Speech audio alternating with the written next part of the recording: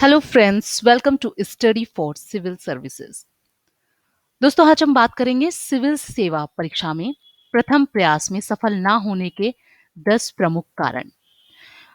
दोस्तों, सबसे पहले मैं ये आपको बताना चाहूंगी कि आईएएस की जो परीक्षा होती है, कोई ये बैंकिंग या एसएससी से रिलेटेड एग्जाम नहीं है। ये एक हाई लेवल परीक्षा है। दोस्तों, इनके सवाल अच्छों की छुट्टी कर देते हैं।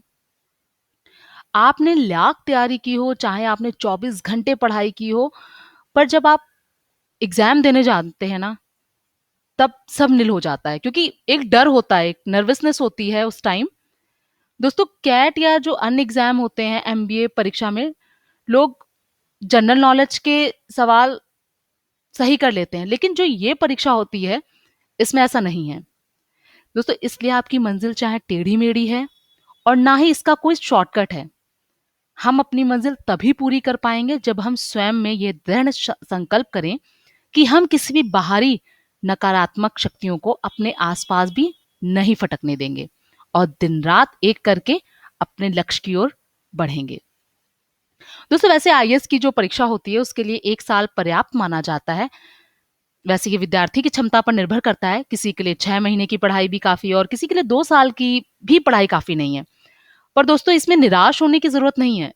आप अपनी क्षमता को बढ़ाएं और घटाएं। स्टूडेंट के ऊपर निर्भर करता है कि वो अपनी क्षमता या को कैसे बढ़ा सकता है या कैसे घटा सकता है। अगर आप दोस्तों ठान लें कि आपको रोजाना 6 घंटे की पढ़ाई करनी है, चाहे वो कैसे भी करनी है, तो सफलता झक मार के आपके पास आएगी। पर हाँ, ये नहीं कि 6 घंटे बस बोला है हमने तो आप वहां बैठ गए आप पढ़ने के लिए, कि आपने लक्ष्य निर्धारित कर लिया कि नहीं 6 घंटे तो मुझे बैठना है, चाहे आपका मन पढ़ाई में लग रहा हो या ना लग रहा हो। तो दोस्तों, ये नहीं करना है। आप एक दिन ऐसे बैठेंगे, 2 दिन बैठेंगे ऐसे, मगर तीसरे दिन आते आते कुछ ऐसा होगा कि आप फिर वापस वहीं पर चले जाएंगे जहां पहले थे। सब छूट जाएगा। कभी एफबी पे आप बिजी हो जाएंगे, कभी किसी फ्रेंड का फोन आया कि अबे यार चलो यार, आज पढ़ाई का मूड नहीं है, कल पढ़ लेना यार। ठीक है यार, रोज तो इतना पढ़ते हो। या कभी पापा ने डांट दिया, या कभी किसी और चीज में उदास हो गए, कभी किसी ने ताना मार दिया कि यार अभी तक तुम पढ़ाई कर रहे हो और तुम्हारा सिलेक्शन नहीं हुआ। तो दोस्तों, ये जो बहुत सारी चीजें हैं, ये आपको फेस करनी पड़ती होंगी। दोस्तों, आप अपना लक्ष्य एक तरीके से ऐसा रखिए कि घोड़े, जैसे आपने देखा घोड़ा गाड़ी, उस तरीके से मैंने कहीं पढ़ा था कि अपना लक्ष्य घोड़े घोड़े गाड़ी की तरह रखो। घोड़े, जब घोड़ा गाड़ी टमटम चलाता है, मतलब जो एक आपने देखा होगा, उसे टमटम भी कहते हैं कई जगह, और कहीं बग्घी भी कहते हैं। तो घोड़े की आंख में दोस्तों पट्टी बांधी जाती है, आंखों के अगल बगल चमड़े की पट्टी लगा दी जाती है। ऐसा इसलिए क्योंकि वह सीधा देख पाए, चलते वक्त उसके बगल में होने वाली जो सड़क की गतिविधियां हैं उस पर उसका ध्यान ना जाए, वह सिर्फ सीधा देखकर अपने लक्ष्य की ओर चले। ऐसा विद्यार्थी जीवन में होना चाहिए। आप अपने अगल बगल की गतिविधियों पर ध्यान मत दें कि क्या कौन बोल रहा है, क्या आपके बारे में क्या कौन विचार रखता है, क्या कोई कमेंट पास करता है, कुछ मत ध्यान दो। बस आपको लक्ष्य क्या रखना है, आपको कि आपको सिविल सर्विसेज में अपना एग्जाम प्रयास सफल करके दिखाना है। दोस्तों, जैसा मैंने आपको बताया कि ये जो परीक्षा है, ये कोई एसएससी या बैंकिंग की परीक्षा नहीं कि आप जल्दी ही निकल गए। और एक बात मैं बता दूं, अगर आप सफल हो जाएंगे ना, तो वही लोग जो आप पे कमेंट पास करते हैं ना, आपको बधाई भी देंगे और दूसरों को कहते फिरेंगे कि देखिए, ये मेरे घर का लड़का है या ये मेरे घर की लड़की है जिसने आईएएस मतलब क्लियर कर लिया है। और चाहे वो अंदर ही अंदर कितना भी आपसे मतलब वो हों, कुढ़ रहे हों या जलन की भावना हो, पर एक उनका भी आपके स्टेटस से उनका स्टेटस ऊंचा हो जाएगा। तो आइए जानते हैं 10 सबसे प्रमुख कारण जो हम आपके साथ बांटने जा रहे हैं। निरंतरता और स्थिरता का अभाव। दोस्तों, ये जरूरी नहीं है कि आप रोजाना 10 से 12 घंटे का अध्ययन करें। जैसा कि मैंने बताया कि आप अगर 4 से 5 या आप 6 घंटे भी का भी वो समय सोच लें कि हमें 6 घंटे पर्याप्त देने हैं इसमें, तो आप निकाल लेंगे। ऐसा कोई बहुत बड़ी भी चीज नहीं, क्योंकि बहुत सारे लोग निकालते हैं। तो अगर आप 6 घंटे की पढ़ाई करेंगे तो आप इस टेढ़े मेढ़े सफर को सरलता से पार कर सकेंगे, क्योंकि सबका मोटिवेशन लेवल अलग अलग होता है। दोस्तों, प्रीलिम्स की परीक्षा में बेतरतीब ढंग से विकल्प मत चुनिए। दोस्तों, प्रीलिम्स के पेपर को टिक करते समय उन्हीं उत्तरों को चुनें जिनके बारे में आप जानते हो। मान्यताओं पे चलने से आपका नुकसान ही होगा कि मतलब ये अगर टिक कर लेंगे तो ठीक है। जो आपको मतलब जिसमें आपको लगे कि हाँ मैं ये आंसर उन्हीं उत्तर को टिक करिए जिनके बारे में आप जानते हो। मात्रात्मक कौशल में कमजोरी। दोस्तों अक्सर ये पाया जाता है कि अभ्यर्थी सीसैट जो पेपर होता है, पेपर वन होता है, पे ही अपना सारा फोकस करता है, मतलब केंद्रित उस पे ध्यान उसी में होता है उसका केंद्रित। पर जो सीसैट जो पेपर होता है उस पे उसका कोई ध्यान नहीं होता, कोई फोकस नहीं होता और नतीजा ये भुगतना पड़ता है उन स्टूडेंट्स को कि अगर वो रोजाना उस सीसैट 2 वाले पेपर पे ज्यादा ध्यान दे देते, थोड़ा सा मतलब 2-3 घंटे दे देते तो अभ्यास कर लेते तो शायद वो और अच्छा रिजल्ट ला सकते थे।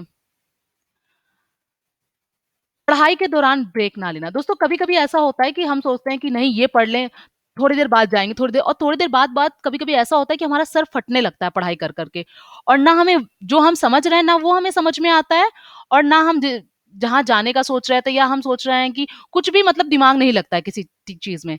लंबे समय तक पढ़ना अच्छी बात है, लेकिन आपको थोड़ा बीच-बीच में ब्रेक लेना चाहिए क्योंकि असल में हमारा दिमाग 45 मिनट से ज़्यादा ढंग से ध्यान केंद्रित नहीं कर पाता है।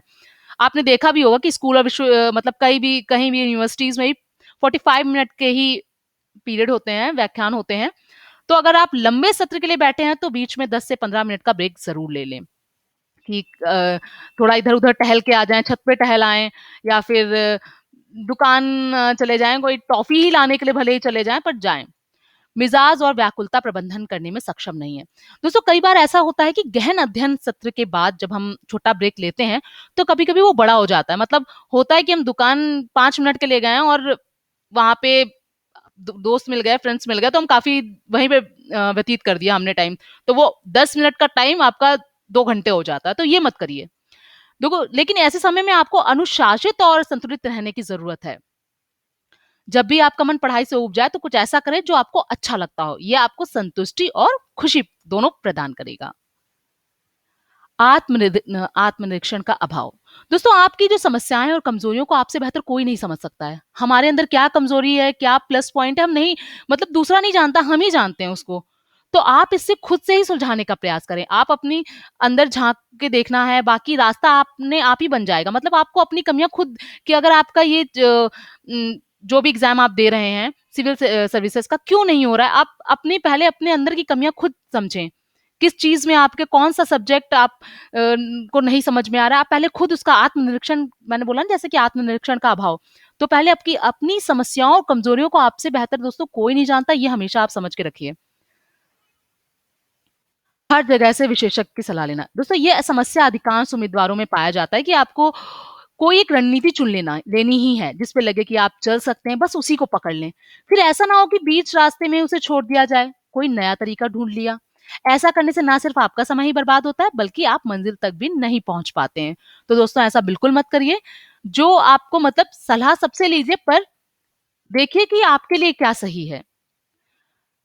दोस्तों कई बार क्या होता है कि प्री की तो तैयारी अच्छे से हो जाती है पर मेंस की नहीं होती, जवाब लेखन का अभ्यास नहीं करना।